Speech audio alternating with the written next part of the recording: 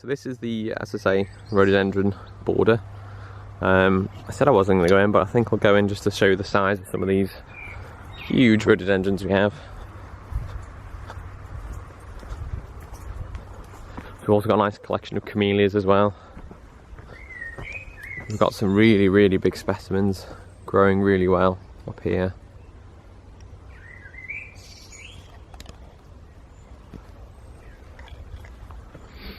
As I say, these are more early spring. We've got the odd few still flowering now. Obviously the rain, once the rain comes in, it does tend to spoil the flowers.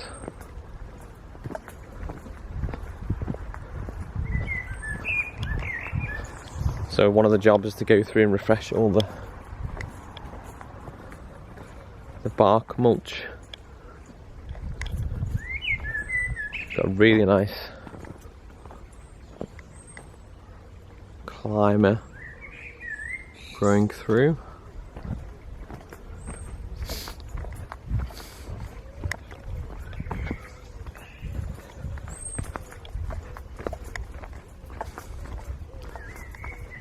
One of our biggest specimens, polar bear.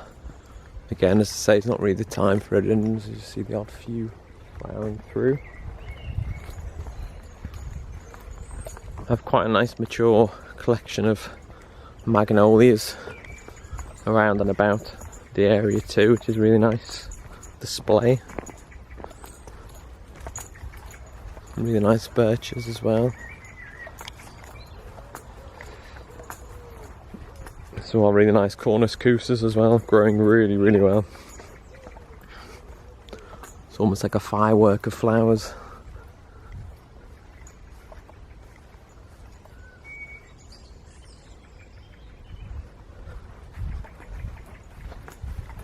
So this area originally was like a nursery bed for the rhododendrons, which were slowly planted out around the gardens.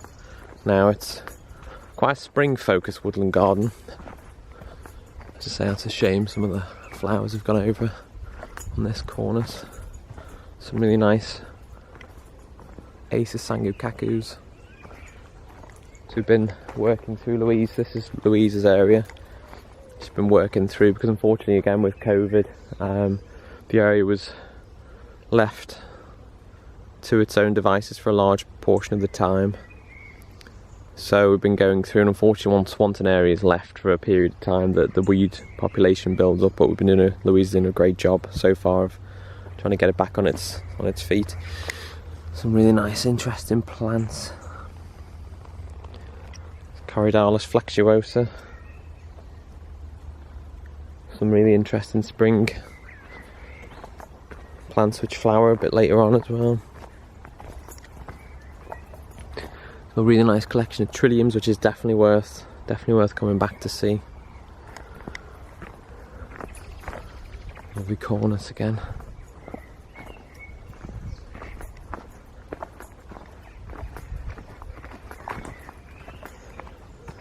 So we've got I'll just take you to one of our Pyrus famosa for SDI. It's actually collected by George Forrest. We're not sure whether it is actually the original plant. Some speculation over whether it is. There was a large chunk of damage to this plant, so whether it is the original one. So that puts a nice flush. There's a few sprigs of red leaves. You get a lovely flush of new red leaves growth, and then also lovely white flowers that come through as well. You can see they've already finished. And this Magnolia Sprengii diva, definitely worth coming back early spring to see that one. It's a wonderful display, diva by name in nature.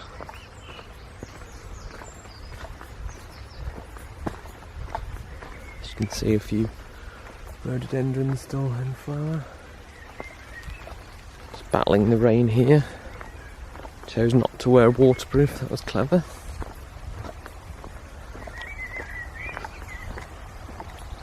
Some nice lesser spotted orchids flowering through. These actually are old railway platform York stone. So this is our kitchen garden. Again, something in COVID times we had to abandon and just maintain throughout the season, but this year we chose to simplify planting just because we weren't really sure what the year would hold and bring. Some lovely red hot pokers. So the central borders are perennial planted, so they provide a nice display. Some nice apples growing through, potatoes. And we've got our alpine house, various alpine beds from around the globe.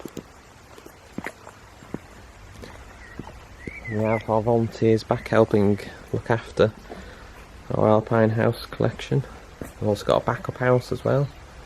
So mainly Louise's responsibility for this area, with some assistance from volunteers. We've got the old potting sheds and coach house. So these were this was a space that Arthur Bully used to actually run his nursery from. Now I've got a nice education facility in this building, which is redeveloped, which is really good.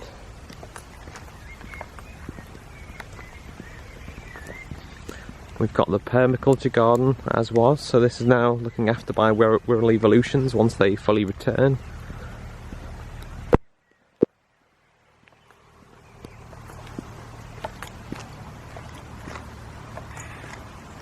So this is actually the Making Waves garden, which was actually to commemorate the Friends' 50th anniversary.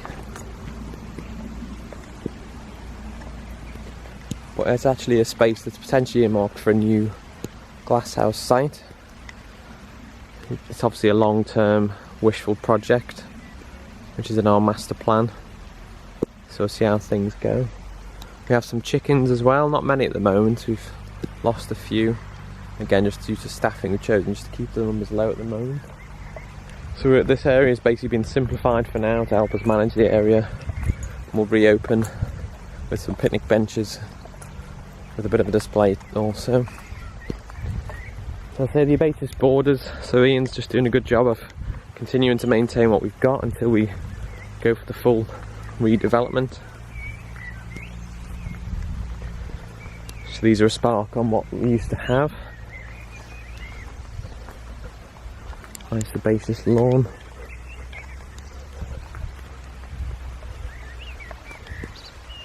So over at the back we have a garden grub hut to get some snacks on a weekend. Also toilet block, staff area towards the back. So Ian's done a good job of just splitting and dividing this border up to provide some nice interest throughout the season. It's got a nice new pathway reopened at the back, which joins you up to the area.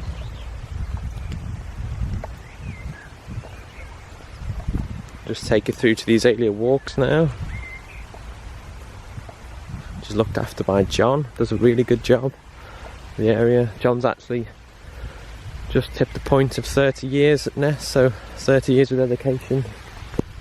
Really impressive. Does a really good job still. As I say, some of the azaleas still holding on.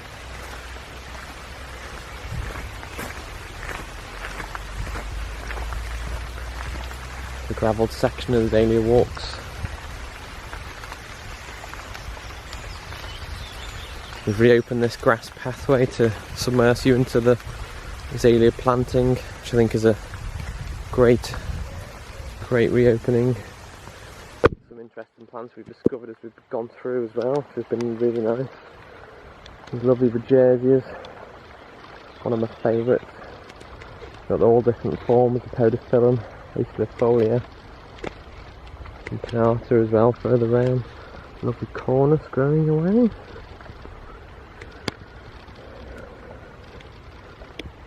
Primula bulliana as well growing through. Really nice area. Also got children's play area further towards the back.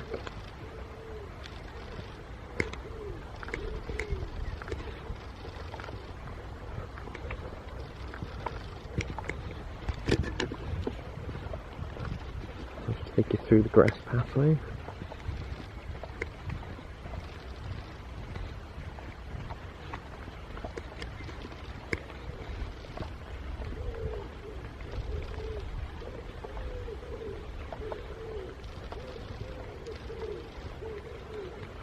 Glimpse of the picnic lawn there. So we have various research going on the site of the Raj Whitlock. Also Stu Plaistow as well. And some really important important research work on there.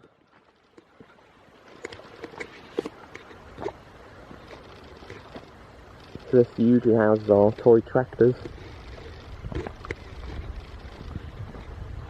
Obviously, if you want more information on those researchers, it is on our website, so do take a look at that.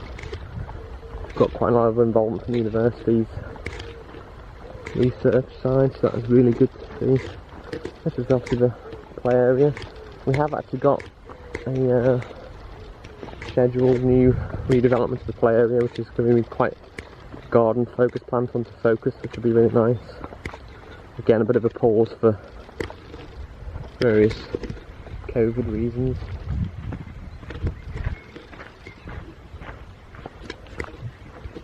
We have a nice weather station. So this is something that the garden team will actually do on a regular basis. Nice view over to North Wales and Moldama in the distance.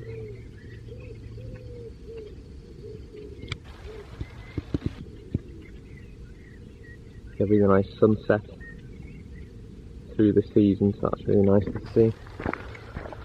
So yeah, it's all automated now, the weather station, so that saves us a job. Also keeps us in check with what's going on and when. A nice solar ray field. I'd say a nice research, a microcosm site.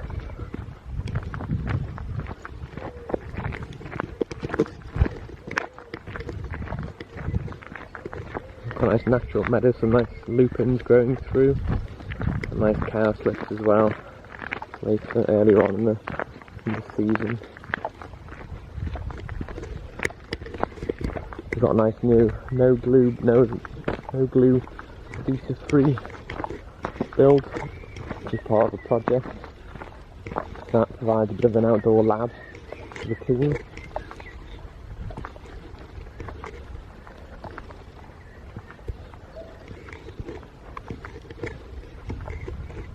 Our Flint View lawn, so we've got Flinter off in the distance.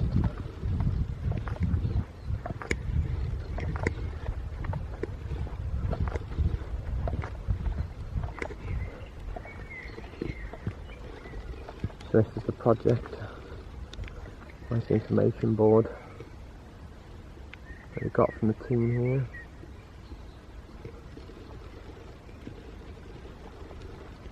Apologies for the rain.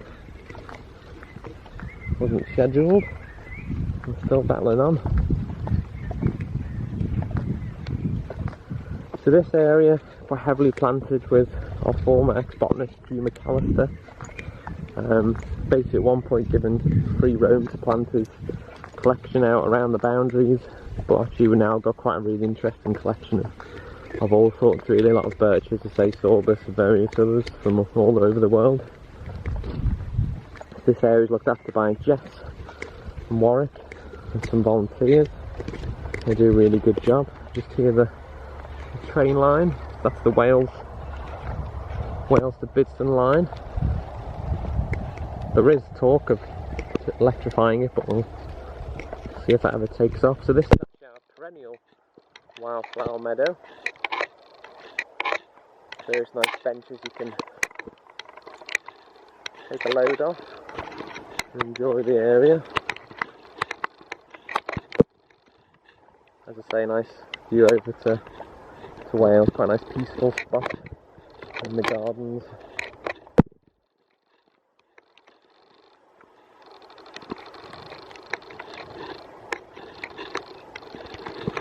Nice vistas that we have, look right back up to the Mediterranean garden at the top.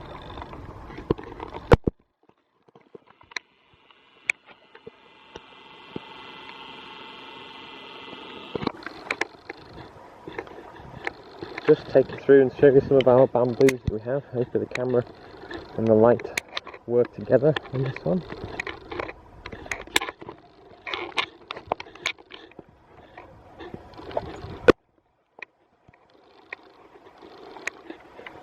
So again, we have quite a lot of various interesting garden types, as I say. So far we've looked at the Mediterranean garden, the family order beds, the rhododendron border, pine woods. We've got one of our oldest spinneys here. Nice collection of mature, mainly beech trees. They're growing well here. There is actually an underplanting of azaleas as well. Some magnolias and some other conifers growing through. We've also looked at the kitchen garden too, and our other smaller, newer woodland garden, specimen area. We sort of provide a bit of everything here at Ness. And something that the founder, Arthur Kilpin Bully, did wish for. Garden for all.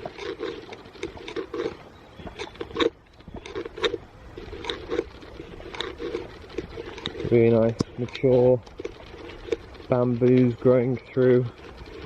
It's really interesting to come and submerge yourself in between these. You can imagine a glimpse of what they would be like out in the wild.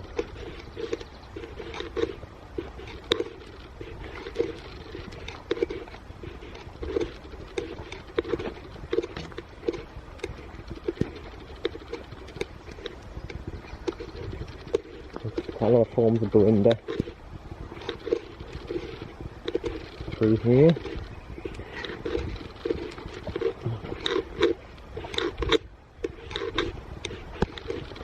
So this is sometimes used as a sort of an outdoor break space for the breakout space for the kids groups. So it's like a bit of a forest school setting.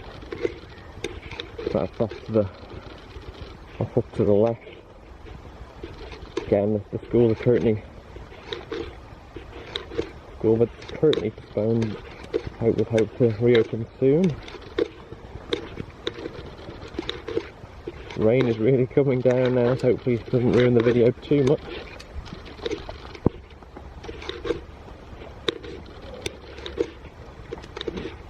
So this next area again is looked after by John. The water gardens, doing a great job in here. Again, as I say, we don't have a big team, so we have to sometimes reprioritise certain areas, focus on other areas first, try and do as best as we can in other areas. Got a lovely taxodium disticho here, and there's one in the distance. Also lovely messequoias, provide a wonderful autumn colour. So I'd say the water gardens does provide a nice, interesting display of autumn colour, so if you love your autumn colours, definitely come check us out. Two of the larger ponds that we have. Again, nice primula bullianas in the corner over there, growing really well. We have some large aces, liquid ambers, cherries. They provide a nice display. Again, we've got another meadow up at the top on the upper lawn.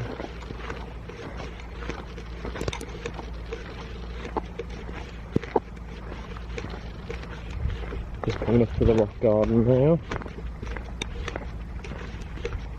So I might divert into the Pingo area.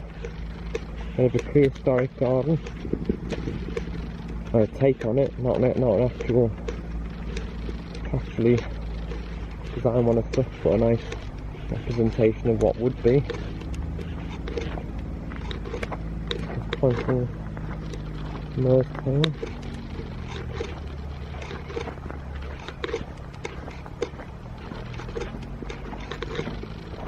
A really lovely Prostia persica. As I say again, this provides a wonderful autumn colour. Actually, a few leaves quite early on starting to change into red.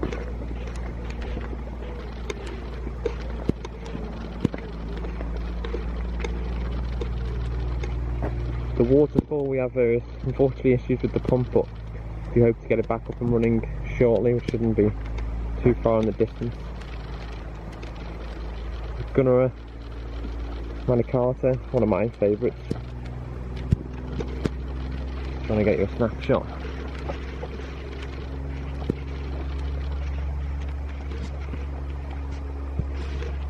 Of one of the leaves here. I mean that's my hand, and you can see the full scale of it.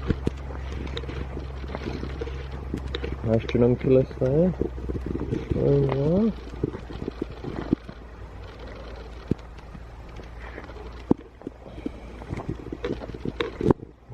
Potager campanulata as well, flowering.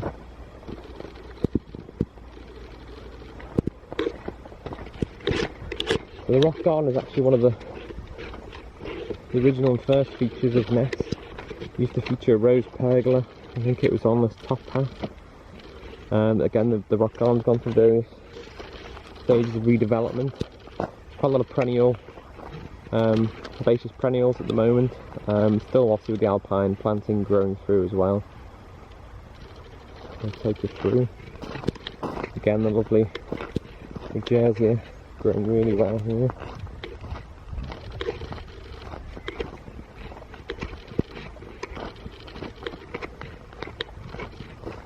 One of our other woodland gardens, so just nip back to the rock garden in a second. This area is looked after by Fred. Doing a really good job.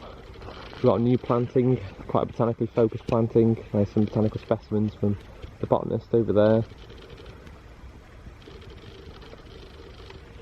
Again, you have to watch this mature. Lovely prunus growing over here. I think it's Pandora, if not mistaken. Provides a lovely spring display.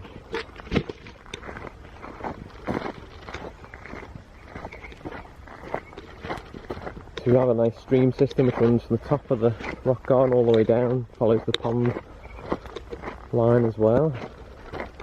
So again, provides quite a nice planting display. Nice Acamilla mollusk growing well.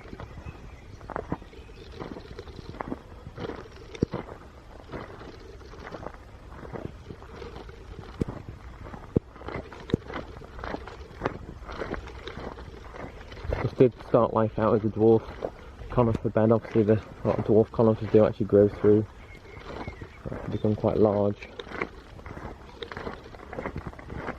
The Acamilla is doing really well here. Nice Sanfordisha there.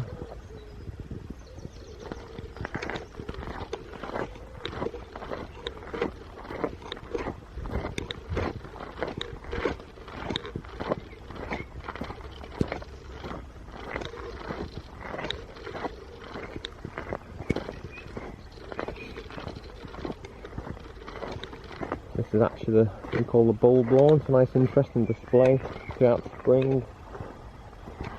Provides an interesting take on what an alpine meadow would look like. Also what we call the stream bed. Some fantastic primulas growing really well through there. Lovely geraniums too.